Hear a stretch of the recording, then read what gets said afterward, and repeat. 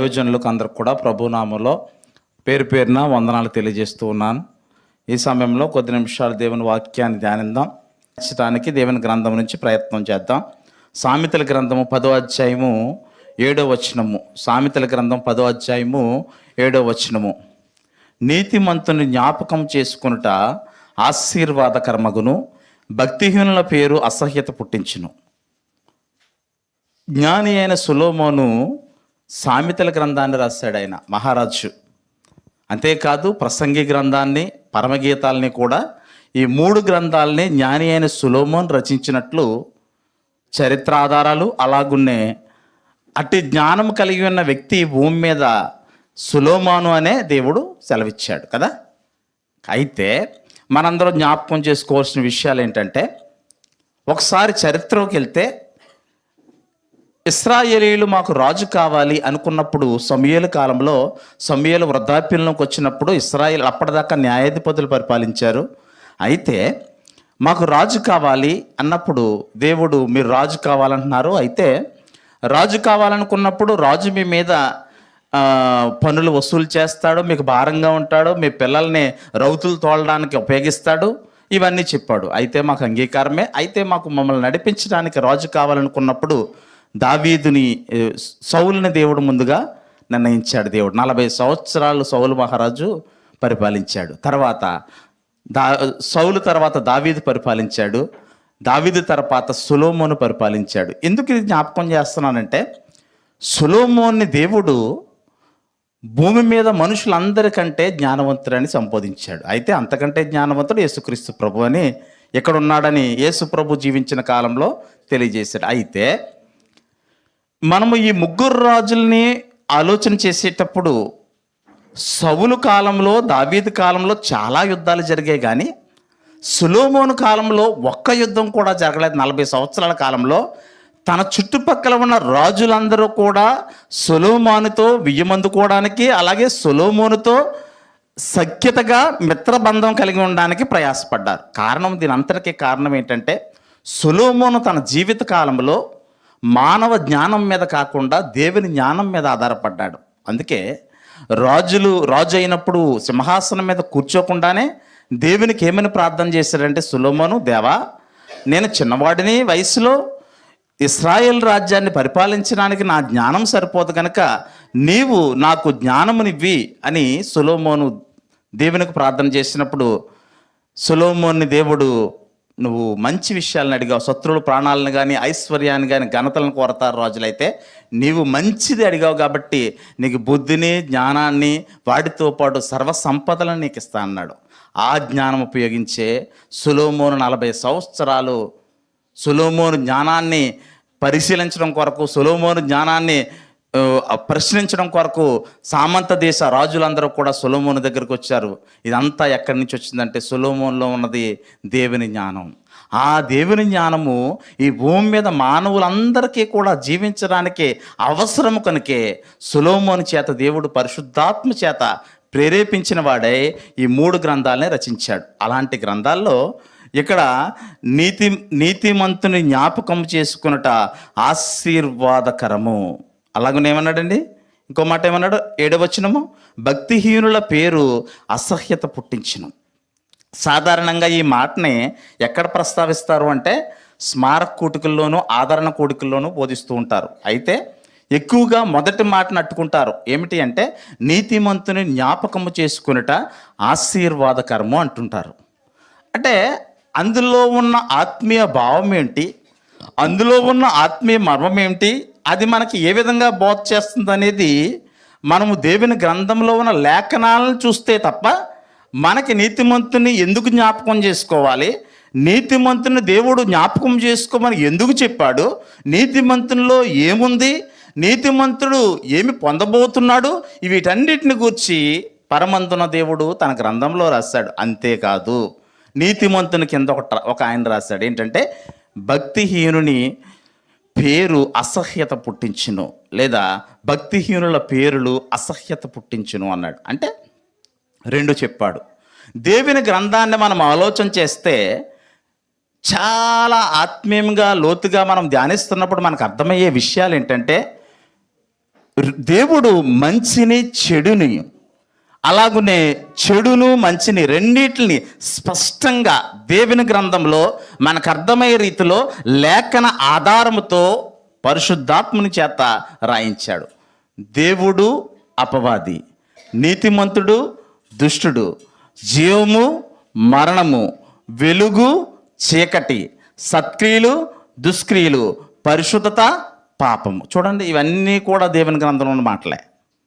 అయితే సామెతల గ్రంథాన్ని మనం ఆలోచన చేసినప్పుడు ప్రతి మాటకి పైన మంచి విషయాన్ని రాస్తూ కింద మాటకి రెండో లైన్లో చెడ్డ విషయాలు లేదా చెడ్డవారిని గురించి భక్తిహీనుల గురించి రాశాడు. చూడండి, ఈ రెండు లైన్లు చదివితే, నీతిమంతుని జ్ఞాపకం చేసుకున్నట ఆశీర్వాదకరము, భక్తిహీనుని పేరు అసహ్యత పుట్టించును అన్నాడు. అయితే ఈరోజు నీతిమంతుని మనం ఎందుకు జ్ఞాపకం చేసుకోవాలి అని దేవుని గ్రంథం నుంచి పరిశీలన చేసే ముందుగా రెండో మాటను ఒకసారి ఆలోచించుకుని, భక్తిహీనుని పేరు దేవునికి ఎందుకు అసహ్యం, నీతిమంతుని దగ్గరికి వెళ్దాం. ముందు భక్తిహీనత దేవునికి ఎందుకు అసహ్యం అనే దాన్ని మనం దేవుని గ్రంథం నుంచి ధ్యానం చేద్దాం. సో కీర్తనల గ్రంథం 34వ అధ్యాయం 16వ వచనము, కీర్తనల గ్రంథము 34వ అధ్యాయము 16వ వచనము, కీర్తనల గ్రంథము 34వ అధ్యాయం 16వ వచనము, దుష్క్రియలు చేయవారి జ్ఞాపకము భూమి మీద నుండి కొట్టివేయటకై యెహోవా సన్నిధి వారికి విరోధముగా ఉన్నది. అంటే భూమి మీద మానవులందరూ జీవిస్తాం. అందుకే ఇందాక మనము 90వ దావీదు కీర్తన ఒకసారి చదివితే మోషే గారు చేసిన ప్రార్థన ఇది. ఏమన్నాడంటే, నరులారా తిరిగి రండి అని ఆయన పిలుచున్నాడట.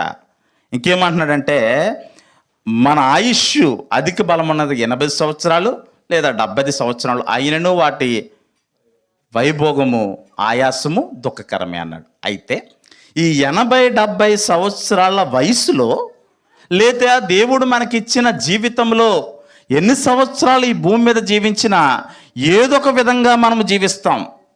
అంటే భూమి మీద మంచి క్రియలు చేసి దేవుని ఆజ్ఞలను పాటించన్నా జీవిస్తాం, లేదా దేవుని ఆజ్ఞలను వదిలిపెట్టేసి మన ఇష్టానుసారమైన జీవితాన్ని అయినా జీవిస్తాం. ఈ రెండిట్లో ఏదో ఒక జీవితాన్ని మనం జీవిస్తాం. అయితే వారు తమ ప్రయాసలను వీడి విశ్రాంతి పొందుతున్నారని చెప్తూ ప్రకటన గ్రంథంలో వారి క్రియలు వారి వెంట. ఇది క్రైస్తవుడు లేదా దేవుని పిల్లలు ఈ భూమి మీద జీవించిన జీవితం యొక్క పరమార్థము, మూలము, దాని యొక్క అంతిమ గమ్యం ఏంటంటే వారు చేసిన క్రియలు ఈ భూమి మీద. అందుకే ఈ క్రియల ద్వారా మనము రేపు ఎక్కడికి వెళ్ళబోతున్నాం? జీవానికి వెళ్ళబోతున్నామా, మరణానికి వెళ్ళబోతున్నామా? లేదా మనం ఈ క్రియల ద్వారా ఈ భూమి మీద పరిశుద్ధతలో జీవించామా, లేదా మన క్రియల ద్వారా ఈ లోకంలో పాపంలో జీవించామా? వీటన్నిటినీ దేవుడు న్యాయాధిపతి అయిన యేసుక్రీస్తు ప్రభు యొక్క న్యాయపీఠం ఏట మనందరము కూడా నిలబడి ఆయనకు సమాధానం చెప్పాల్సిన అవసరత ఎంతైనా ఉంది ప్రభు యొక్క రెండవ రాకడలో. కనుక ఇక్కడ మనం ఆలోచన చేస్తే దుష్టుల ఏమన్నాడు? దుష్క్రియలు చేయువారి చదవండి, కీర్తన గ్రంథం 34వ అధ్యాయం. దుష్క్రియలు చేయువారి జ్ఞాపకమును భూమి మీద నుండి కొట్టివేయటకై యెహోవా సన్నిధి వారికి విరోధంగా ఉంది. నీతిమంతున్నేమో జ్ఞాపకం చేసుకోమంటున్నాడు దేవుడే, కానీ దుష్క్రియలు చేయువారి యొక్క జ్ఞాపకము భూమి మీద నుంచి కొట్టేస్తాడట దేవుడు.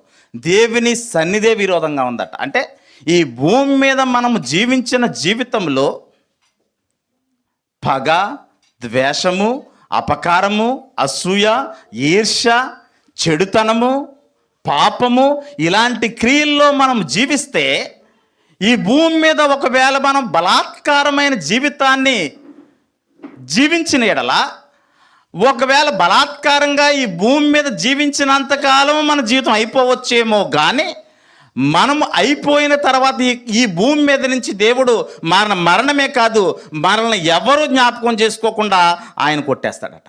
చూడండి, అంటే భూమి మీద మనము జీవించిన జీవితము దేవునికి ఇష్టకరంగా లేకపోతే మనము చనిపోయిన తర్వాత ఎవరునూ మనల్ని జ్ఞాపకం చేసుకోరు. దేవుడే కొట్టేస్తాను అంటున్నాడు. కానీ నీతిమంతుణ్ణి జ్ఞాపకము చేసుకోమంటున్నాడు. నీతిమంతుణ్ణి జ్ఞాపకం చేసుకోమంటున్నాడు. అందుకే యోబు గ్రంథం 18వ అధ్యాయం 17వ వచనం అంటున్నాడు. యోబు గ్రంథము 18వ అధ్యాయం 17వ వచనము. యోబు గ్రంథము 18వ అధ్యాయము 17వ వచనానికి వెళ్దాం.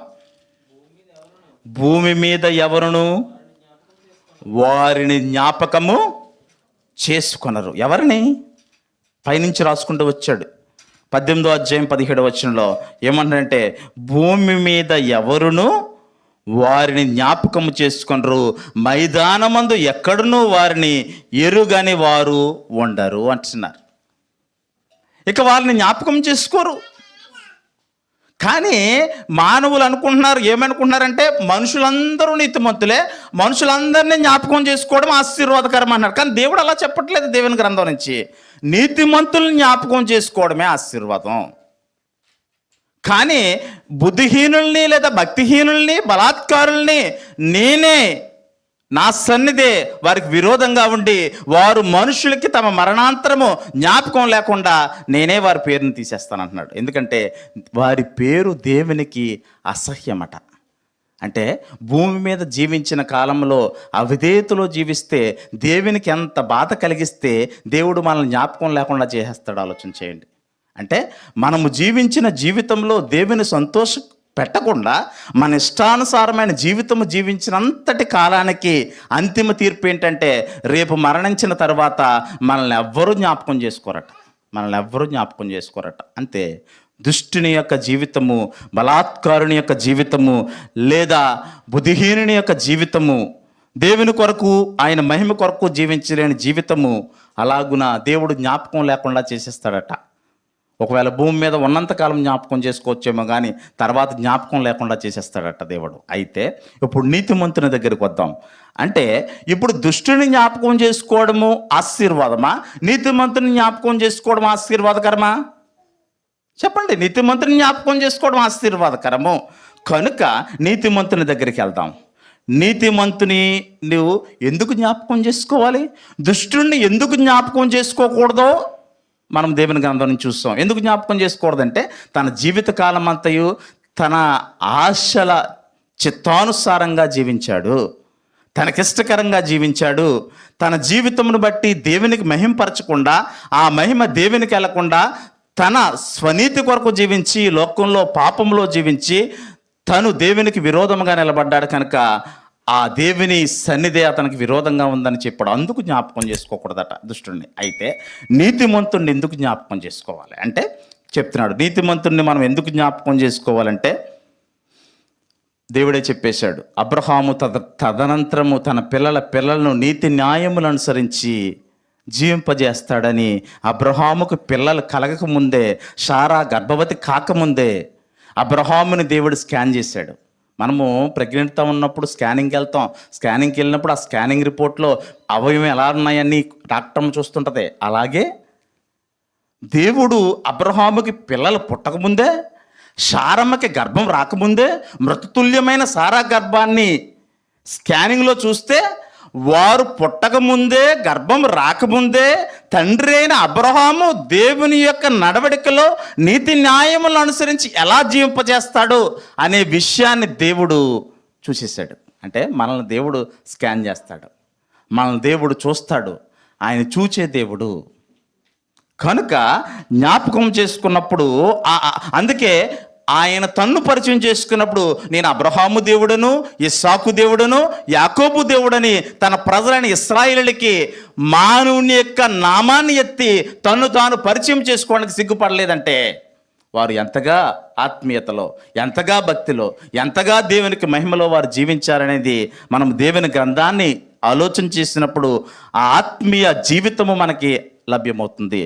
నోవాహు ఆ తరము వారిలో నీతిపరుడై ఉన్నాడు. నోవాహు ఆ తరం వారిలో నీతిపరుడై ఉన్నారు. మిగతా వాళ్ళందరూ ఎలా ఉన్నారంటే తమ ఇష్టానుసారంగా జీవించారు. కనుక నోవాహుని జ్ఞాపకం చేసుకోవడము ఆశీర్వాదకరము. యాకోబు 12 గోత్రాల్లో ఉన్న పిల్లలందరినీ కూడా ఆశీర్వదించి వారు ఎలాగున దేవుని మార్గాల్లో జీవించి ఎలాంటి వారవుతారో, మీకు దేవుడు ఎలాగూ తోడుగా ఉంటాడో వీటన్నిటినీ తన వృద్ధాప్యకాలంలో జ్ఞాపకం చేసి యాకోబు చనిపోయాడు. కనుక యాకోబు పేరు ఇశ్రాయేలుగా మార్చబడింది. దేవుని ప్రజలైన ఇశ్రాయేలుకి ఆ నామాన్ని దేవుడు ఆపాదించాడు అంటే యాకోబు తన జీవిత కాలంలో ఎంతగా దేవునికి సన్నిహితుడయ్యాడు, ఎంతగా దేవునితో కలిసి జీవించాడు, ఎంతగా దేవుని మహింపరిచాడు. తనే కాదు, తన తర్వాత తన పిల్లల్ని దేవుని మార్గాల్లో జీవించేలాగా యాకోబు ఎంత దేవునికి మొరపెట్టాడు. తన జీవితంలో పిల్లలకి ఏ విధంగా మార్గదర్శకమయ్యాడనే విషయాన్ని మనము జ్ఞాపకం చేస్తుంది. కనుక నీతిమంతుని జ్ఞాపకం చేసుకోవడము ఆశీర్వాదకరం. ఎందుకు అంటే అది మన జీవితాల్లో ఒక దేవుని వాక్యము ఎలా అయితే విత్తనమవుతుందో, మన పితరులు లేదా మన తల్లిదండ్రులు, మన తాత ముత్తాతలు లేదా మన నానమ్మలు తాతయ్యలు ఒకవేళ నీతిమంతులైతే వారు జ్ఞాపకం చేసుకోవడం ద్వారా వారు చేసిన నీతి క్రియలు మన హృదయాల్లో దేవుడు జ్ఞాపకం చేయడం ద్వారా వారు మనల్ని దేవుని మార్గంలో ఎలా జీవింపజేస్తారు అనే విషయాన్ని జ్ఞాపకం చేసుకున్నప్పుడు అది గొప్ప ఆశీర్వాదకరంగా మన బిడ్డలు నడవడానికి అది గొప్ప మార్గదర్శకంగా ఉంటుంది. కనుక ఇంకా మనం జ్ఞాపకం చేసుకుంటే కీర్తన గ్రంథము 112వ అధ్యాయము 6వ వచనానికి వెళ్దాం. 112వ అధ్యాయము 6వ వచనము, కీర్తన 112వ అధ్యాయము 6వ వచనానికి వెళ్దాం. ఏమంటున్నాడంటే, అట్టివారు ఎప్పుడునూ కదలింపబడరు, నీతిమంతులు నిత్యము జ్ఞాపకములో. ఎట్టివారు కదిలింపబడరంటే నీతిమంతుని యొక్క జీవితము కదిలింపబడదు. యోబు జీవితము, యోబు యథార్థవంతుడు, నీతిమంతుడు, చెడుతనమును విసర్జించిన వాడు కనుకే అతను కదిలింపబడలేదు. ఎన్ని శ్రమలు వచ్చినా, ఎన్ని శోధనలు వచ్చినా, ఎన్ని కష్టాలు వచ్చినా, ఎన్ని ఇబ్బందులు వచ్చినా, ఎన్ని ఇరుకులు వచ్చినా చివరికి తను కట్టుకున్న భార్యే తన్ని అసహించుకున్న, బూడిదలో కూర్చుని చిల్ల పెంకుతో గోక్కుంటున్న, అనారోగ్యాలతో కృషించిపోయిన యోబు జ్ఞాపకంలో ఉండడానికి గల కారణం ఏంటంటే యోబు నీతిమంతుడు. అందుకే యోబుని దేవుని సన్నిధి నుంచి కొట్టివేయలేదు, ఆయన్ని జ్ఞాపకం చేసుకున్నాడు. అందుకే అపవాది దేవుని దగ్గరికి వచ్చినప్పుడు దేవుడే నీతిమంతుడైన యోబుని జ్ఞాపకం చేసుకున్నాడు. నా దాసుడైన యోబును చూసావని దేవుడు జ్ఞాపకం చేసుకున్నాడు కదా. కనుక దేవుడు మనల్ని జ్ఞాపకం చేసుకోవాలి. మన జీవితాలని మనం ఈ లోకంలో జీవిస్తున్న భక్తి జీవితం ద్వారా దేవుడు మనల్ని జ్ఞాపకం చేసుకునే స్థితిలో మనం జీవించినప్పుడు అది మనకి ఆశీర్వాదకరము, దేవునికి మహిమకరము, అలాగునే మన తర్వాత వచ్చే తరాలకి అది దీవెనకరము. ఈ విషయాన్ని జ్ఞాపకం చేసుకోవాలి. అందుకే ప్రసంగి గ్రంథం 7వ అధ్యాయం 1వ వచనం, మంచి పేరు సుగంధ ద్రవ్యముల కంటే మేలు. చనిపోయిన తర్వాత సమాధి పెట్టెలో వేసేటప్పుడు ఏమేస్తారు? సుగంధ ద్రవ్యాలు వేస్తారు, వాసన రావడానికి, కుళ్ళిపోకుండా బాడీ అంటే చుట్టూ వాసన రాకుండా ఉండాలి. కానీ ఆ వాసన ఆ కొద్దిసేపు అది నిల్వ ఉంచుతుంది, కానీ మట్టిలో కలిసిపోద్ది. కానీ భూమి మీద ఒక నీతిమంతుడు జీవించిన జీవితం అందు చూసావా, అది అనేక తరాలకు సువాసన అయి ఉంటుంది. సుగంధ ద్రవ్యము కంటే మేలు అన్నాడు. సుగంధ ద్రవ్యము కంటే మేలు. మంచి పేరును మనం సంపాదించుకోవాలి. ఈ భూమి మీద యేసుక్రీస్తు ప్రభువు తాను భూమి మీద జీవించిన కాలంలో దేవుని దయను సంపాదించాడు, మనుషుల దయను సంపాదించాడు. మనుషుల దయను సంపాదించడానికి యేసుక్రీస్తు ప్రభు ఏ మాయా మర్మాలు ఏమీ చేయలేదు, కేవలము మనుషుల్ని ప్రేమించాడంతే. మనుషుల్ని ఎంతగా ప్రేమించాడంటే తన ప్రాణమును మానవులందరి కొరకు ఇచ్చేంతగా ప్రేమించాడు యేసుక్రీస్తు ప్రభు. అంతే కదా. ఇంకేం చేశాడు యేసుక్రీస్తు ప్రభు? చేసిన త్యాగము అదే చేశాడు ఈ భూమి మీద. ఆయన ప్రేమించడం ద్వారానే మానవులందరినీ సంపాదించుకున్నాడు ఆయన. అలాగున సంపాదించినప్పుడు అది నీతిమంతుని యొక్క ఆశీర్వాదకరమై ఉంటుంది. అంతేకాదు, మొదటిది భక్తిహీనుణ్ణి లేదా బుద్ధిహీనుని ఎందుకు జ్ఞాపకం చేసుకోకూడదో చూసాం. రెండవదిగా నీతిమంతుని ఎందుకు జ్ఞాపకం చేసుకోవాలో చూసాం. అలాగే మూడవదిగా నీతిమంతుని యొక్క జీవితము మరణము తర్వాత కూడా ప్రభావాన్ని చూపుతుంది. నీతిమంతుని యొక్క జీవితము చనిపోయిన తర్వాత కూడా ఆ జీవించిన జీవితం యొక్క ప్రభావము బ్రతుకున్న మనుషుల మీద చూపిస్తుంది. హెబ్రీయులకు రాసిన పత్రిక 11వ అధ్యాయము 4వ వచనము. హెబ్రీయులకు రాసిన పత్రిక 11వ అధ్యాయము 4వ వచనము. హెబ్రీయులకు రాసిన పత్రిక, విశ్వాసమును బట్టి హేబేలు కయ్యేను కంటే శ్రేష్టమైన బలి దేవునికి అర్పించెను. దేవుడు అతన్ని జ్ఞాపకం చేసుకున్నప్పుడు, సాక్ష్యం ఇచ్చినప్పుడు అతడు తన విశ్వాసమును బట్టి నీతిమంతుడని సాక్ష్యము పొందెను అంటున్నాడు. ఇక్కడ ఏమంటున్నాడంటే, విశ్వాసమును బట్టి హేబేలు కయ్యేను కంటే శ్రేష్టమైన బలి దేవునికి అర్పించెను. దేవుడు అతని అర్పణను గూర్చి సాక్ష్యం ఇచ్చినప్పుడు ఆ విశ్వాసమును బట్టి నీతిమంతుడని సాక్ష్యం పొందెను. అతడు మృతి పొందియు విశ్వాసము ద్వారా మాట్లాడుచున్నాడు. హేబేలు ఇప్పుడు మన మధ్య లేడు, కానీ హేబేలును గూర్చి అపోస్తులైన పౌలు తన పత్రికలో హేబేలును గూర్చి పరిశుద్ధాత్మ ప్రేరణ ద్వారా రాయించి హేబేలును మనకు జ్ఞాపకం చేస్తున్నాడంటే, హేబేలు అర్పించిన అర్పణ దేవుణ్ణి మహింపరిచింది. హేబేలు ఇచ్చిన శ్రేష్టమైన అర్పణ దేవుని హృదయాన్ని తాకింది. దేవుని హృదయాన్ని తాకేలాగా మనం జీవించాలి. దేవుని హృదయాన్ని తాకేలాగా దేవునికి మనం ఆరాధన చేయాలి. దేవుని హృదయాన్ని మెప్పించేలాగా దేవుని మహింపరచాలి. మనం అలాగనున్నప్పుడు అలాగని చేస్తారు. పితరులందరూ నీతిమంతులుగా ఎందుకు జీవించారంటే, వారి జీవిత కాలం అంతయు కూడా వారి భక్తి జీవితాల ద్వారా దేవుణ్ణి సంతోష పెడుతూనే వచ్చారు, దేవుని మహింపరుస్తూనే వచ్చారు. వారి జీవితాలు ఈ భూమి మీద ధన్యకరం చేసుకున్నారు. అబ్రహాం బయలుదేరినప్పుడు ఏమీ లేవు అబ్రహాం దగ్గర, తన భార్య తప్ప, లోతు తప్ప. యాకోబు బయలుదేరినప్పుడు చేతికర్ర తప్ప, నీళ్ళ బుడి తప్ప ఏమీ లేదు. మోషే బయలుదేరినప్పుడు అరణ్యంలో గొర్రెలు మేపి రాజ వైభోగాలన్నీ ఐగుప్తు దేశంలో ఫరో ఇంటి దగ్గర వదిలేసి వచ్చేసినప్పుడు తన చేతిలో ఏమీ లేదు.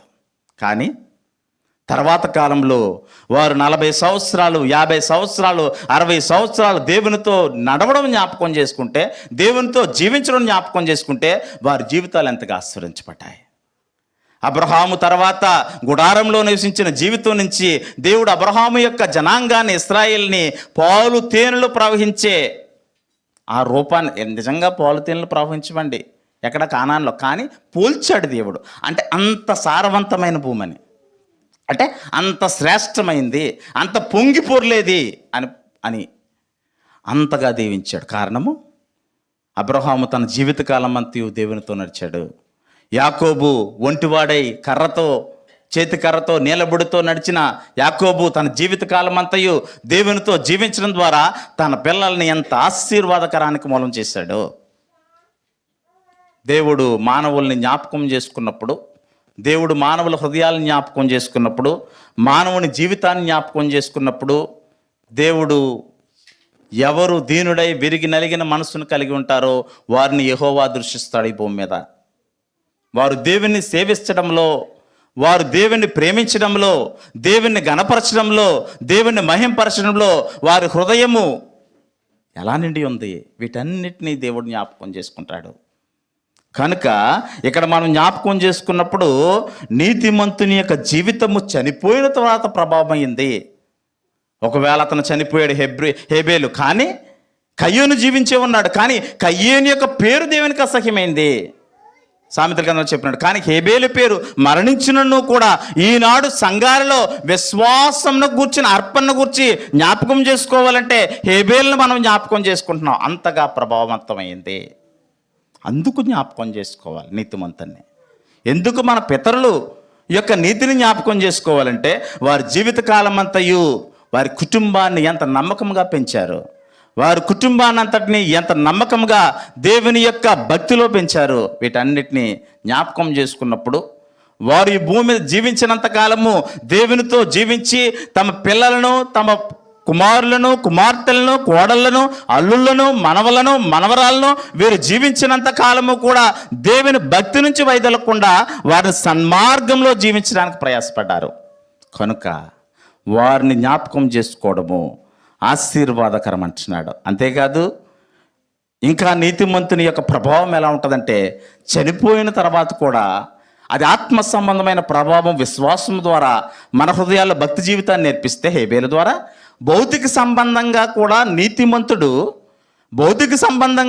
నీతిమంతుని యొక్క ప్రభావము తన పిల్లలను తాకుతుంది. ఎలాగో చూద్దాం. సామెతల గ్రంథము 13వ అధ్యాయం 22వ వచనము. సామెతల గ్రంథము 13వ అధ్యాయము 22వ వచనము.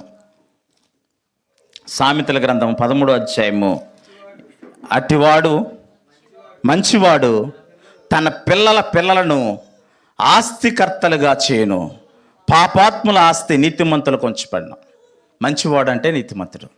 నీతిమంతుడు తన పిల్లలని ఆస్తికర్తలుగా చేస్తాడట. నీతిమంతుడు అంటే బుద్ధిమంతుడు. బుద్ధిమంతుడు లేదా బుద్ధిమంతురాలు తన ఇంటిని ఎక్కడ కట్టుకుంటుందని చెప్పాడు? వెంటనే మనం భౌతిక సంబంధమైన ఆలోచనలోకి వెళ్ళిపోద్ది మన మైండ్. లేదు, భౌతిక సంబంధమైన జీవితం గురించి చెప్పట్లేదు ఇది. అబ్రహాముని, ఇస్సాకుని, యాకోబుని జ్ఞాపకం చేసుకున్నప్పుడు వారు ఆత్మ సంబంధంగా జీవించడం కొరకు క్రీస్తు అనే బండ మీద వారి జీవితాన్ని కట్టారు. క్రీస్తు అనే బండ మీద కట్టారు. కనుక అలాగ నీతితో వారు సంపాదిస్తూ, నీతితో వారి కుటుంబాన్ని పోషిస్తూ, వారి తదనంతరం కూడా వారు సంపాదించిన ఆస్తి తమ పిల్లలకు ఆస్తికర్తలుగా చేస్తారట. అంటే భక్తిహీనులు కూడా సంపాదిస్తారు కదండి, అంటే సంపాదిస్తారు. కానీ భక్తిహీనుని ధనము వారు పిల్లలు అనుభవించే భాగ్యాన్ని దేవుడు ఇవ్వడనే దేవుని వాక్యం చెప్తుంది స్పష్టంగా. కానీ నీతిమంతుడు సంపాదించిన ధనము వారి పిల్లలు సంతోషకరంగా, ఆనందకరంగా ఆస్తితో జీవించే భాగ్యాన్ని. అబ్రహాము ఒకవేళ గుడారాల్లో నివసించొచ్చేమో కానీ ఇస్సాకు వేసిన పంటల్లా పండింది. ఇస్సాకు జీవించిన జీవితంలో, ఇస్సాకు జీవించిన ప్రదేశంలో అందరి పంటలు పండకపోతే ఇస్సాకు పంట పండింది. యాకోబు జీవితంలో ఆహారం లేని రోజులు వస్తే యోసేపు ద్వారా యాకోబు బిడ్డలందరినీ తీసుకుని వెళ్ళి 70 మందిని శ్రేష్టమైన ఆహారాన్ని ఐగుప్తు దేశంలో ఇప్పించగలిగాడు. కారణము నీతిమంతుడు యాకోబు. కనుక తన జీవితనంత కాలము తన పిల్లలకే నీతిని నేర్పించాడు. కనుక ఆ నీతిమంతుల్లో జీవితంలో శ్రమలున్నాయి. అబ్రహాము జీవితంలో శ్రమలు లేవా? ఉన్నాయి. యాకోబు జీవితంలో శ్రమలు లేవా? నీవు నేను పడిన శ్రమలు కదా ఈ భయంకరమైన శ్రమలు. చావు బ్రతుకుల మధ్య కొట్టుకున్న శ్రమలయ్యి, ప్రాణం పోయే శ్రమలయ్యి. అయినప్పటికీ దేవుని నామస్మరణని, దేవుని యందు విశ్వాసమును, ప్రార్థనా జీవితాన్ని, భక్తి జీవితాన్ని ఏమాత్రమును వదిలిపెట్టలేదు. యోబుని వదిలే, ఎందుకు నీకు భక్తి ఎందుకు అంటుంది. ఏమంటుంది? యెహోవా ఇచ్చెను, యెహోవా తీసుకొని పోయాను, దేవుని నామానికి మహిమ కలుగును గాక అన్నాడు. యోబు స్నేహితులు ఏం చేశారో తెలుసండి? నువ్వేదో పాపం చేసావు అందుకే నీకు పాపాలు. యోబు స్నేహితులు నలుగురు స్నేహితుల్లో 3 యోబుని చాలా బాధించారు శ్రమలో ఉన్నప్పుడు. వాళ్ళ మాటలతో, సూటుపోటు మాటలతో, ప్రవర్తనతో వారి జీవితం అంతా కృంగిపోయేలా చేశారు యోబుని. ఉందా యోబు గ్రంథం చదివితే? కానీ ఒక్కడు నీతిమంతుడు ఉన్నాడు లాస్ట్. మీరు నోరు మూసుకోండి అని చెప్పి తన అనుభవపూర్వకమైన మాటలు రాస్తాడు యోబు గ్రంథంలో. అయితే యోబు జీవితము మనకు మార్గదర్శనం ఎందుకు అవుతుంది అంటే, యోబు అన్ని శ్రమలు అనుభవించిన, అన్ని అవమానాలు అనుభవించిన, అన్ని చిత్కారాలు అనుభవించిన దేవుని వదలలేదు. ఇది కీలకమైన పాయింట్. ఇది దేవుని యందు విశ్వాసాన్ని వదలలేదు, దేవుని యందు ప్రార్థన వదలలేదు, దేవుని యందు భక్తిని వదలలేదు. అదే తన జీవితంలో 2 ఆశీర్వాదాన్ని ఇచ్చింది. ఎన్నింతల ఆశీర్వాదాన్ని ఇచ్చిందండి? 2 ఆశీర్వాదాలు.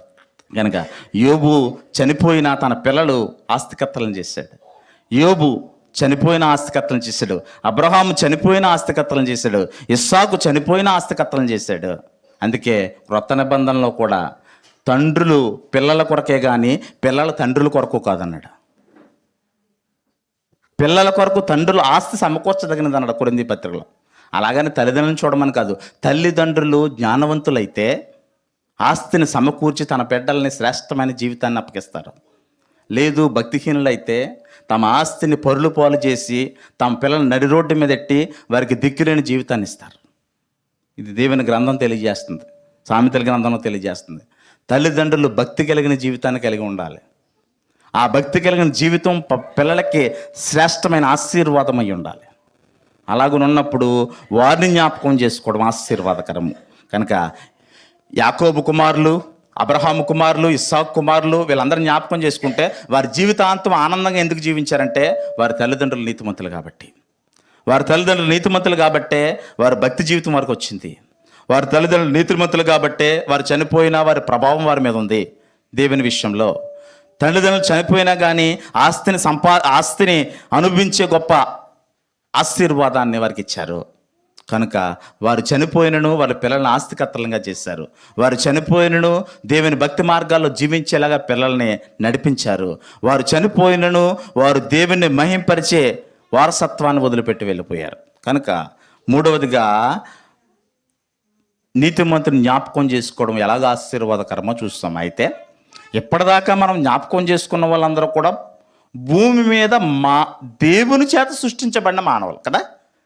దేవుని చేత సృష్టింపబడిన మానవులు వీళ్ళందరూ ఒకటి. ఇప్పుడు దాకా మనం జ్ఞాపకం చేసుకున్న వ్యక్తులు. అయితే నీతికి పరిపూర్ణత ఏమన్నా ఉందంటే, నీతి యొక్క పరిపూర్ణమైన నమూనా ఏమన్నా ఉందంటే, ఒక ఆయన వచ్చేసాడు భూమి మీదకి దేవుడిగా. ఆయన ఎవరు? యేసుక్రీస్తు ప్రభు. ఆయన నీతిమంతుడు. ఆయన జ్ఞాపకం చేసుకోవడం సర్వలోకానికి ఆశీర్వాదకరం. సర్వలోకానికి అది ఆశీర్వాదకరం. జ్ఞాపకం చేసుకుందాం. ఫిలిప్పీలకు రాసిన పత్రిక 2వ అధ్యాయము 9-10 వచనాలు. ఫిలిప్పీలకు రాసిన పత్రిక 2వ అధ్యాయము 9-10 వచనాలు.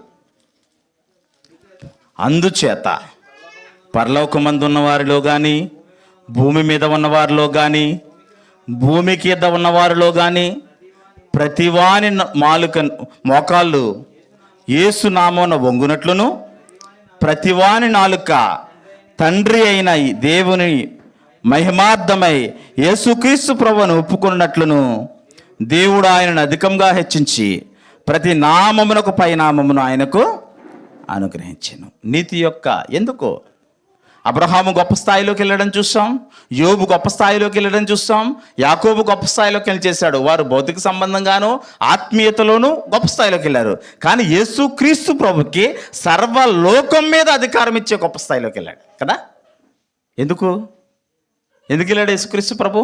సర్వలోకము ఆయనకు లోబడేటట్లు, సర్వలోకము ఆయన నామమును వంగునట్లును, సర్వలోకము ఆయన నామాన్ని తమ నోటితో మహింపరచినట్లును అంతగా దేవుడు ఆయన నామాన్ని పైకి లేపాడు. అంతగా ఆయన నామాన్ని హెచ్చించాడు. ఎందుకు అంటే నీతిమంతునికి పరిపూర్ణమైన నమూనా యేసుక్రీస్తు.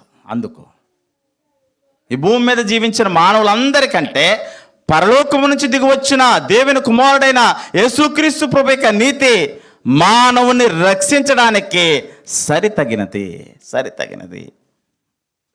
ఒకవేళ వారి కుటుంబాలకి అది ఆశీర్వాదం అవ్వచ్చు, పాత నిబంధనలో జీవితాలు. కానీ యేసుక్రీస్తు ప్రభు జీవించిన జీవితము సర్వ మానవాళికి ఆశీర్వాదకరమే. ఆయన 33.5 సంవత్సరాలు ఈ భూమి మీద జీవించిన జీవితంలో, 3.5 సంవత్సరాలు పరిచయం చేసిన జీవితంలో ఎంతమంది మానవులకి ఆయన ఆశీర్వాదకరం ఇచ్చాడు.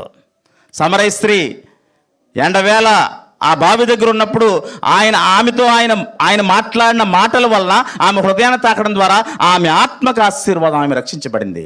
సమరయ పట్టణం వెళ్ళి ఆమె ఎంతమందిని రక్షించుంటుంది. యేసుక్రీస్తు ప్రభు భూమి మీద జీవించిన కాలంలో దేవుని రాజ్య సంగతులు అనేకమైన బోధించి ఎంతమందిని ప్రభావితం చేసి, ఎంతమందిని నీతిమంతులుగా చేసి, ఆయన రాజ్య నివాసులుగా చేసి, ఆయన సంఘంగా కట్టడి కొరకు ఆయన ప్రాణాన్ని ఈ భూమి మీద ఆయన దారపోసాడు. ఆయన్ని మించింది ఏదీ లేదు ఈ భూమి మీద. కనుక అందు నిమిత్తము మనము దేవుని సన్నిధికిని, దేవుని నామానికిని, దేవుని కుమారుడైన క్రీస్తు యొక్క నామానికి వంగాలి. అందువలన మన నోటి ద్వారా ఆ రక్షణ ఇచ్చిన నామాన్ని గొంతెత్తి స్తుతించాలి, మహింపరచాలి. ఆయన మన జీవితంలో చేసిన ఉపకారం ఏదన్నా, ప్రముఖమైన ఉపకారం ఏమన్నా ఉందంటే, మన జీవితకాలం అంతయు కృతజ్ఞతాస్తులు చెల్లించాల్సిన ఉపకారం ఏదన్నా ఉందంటే, నా ప్రాణ విమోచన క్రయధనము ఆయన తన రక్తాన్ని మన మీద దారబోసి, ఆయన పవిత్రమైన రక్తం ద్వారా మన ప్రతి పాపమును కడిగాడు. మన పాపాలని ఆయన సిలువ మీద వేసి, సిలువకు వేలాడదీసి మన పాపాలకి ఆయన శరీరం మీద శిక్ష విధించాడు ప్రభువైన యేసు. దీని కొరకు తాను అప్పగించుకున్నాడు ప్రభువైన యేసుక్రీస్తు. కనుక ప్రభువైన యేసుక్రీస్తు ద్వారా మనం నేర్చుకోవాల్సింది ఏంటంటే, ఆయన ఈ భూమి మీద ఎలా జీవిస్తే అంత మహిమకరుడయ్యాడు, ఎలా జీవిస్తే ఆయన నామం హెచ్చించబడ్డది, ఎలా జీవిస్తే ఆయన నామాన్ని ఈరోజు సర్వ మానవాళ్ళు పలికే స్థాయికి వెళ్ళాడంటే, హెబ్రీయులకు రాసిన పత్రిక 15వ అధ్యాయము, హెబ్రీయులకు రాసిన పత్రిక మనందరికీ తెలిసిన విషయమే. హెబ్రీయులకు రాసిన పత్రిక పవిత్రుడు 7వ అధ్యాయం 26వ వచనము, పవిత్రుడు, నిర్దోషియు, నిష్కల్మషుడును, పాపుల్లో చేరక ప్రత్యేకముగా ఉన్నవాడును, ఆకాశ మండలము కంటే మిక్కిలి హెచ్చైన వాడునైనా ఎట్టి ప్రధాన యాజకుడు మనకు పారిపోయినవాడు.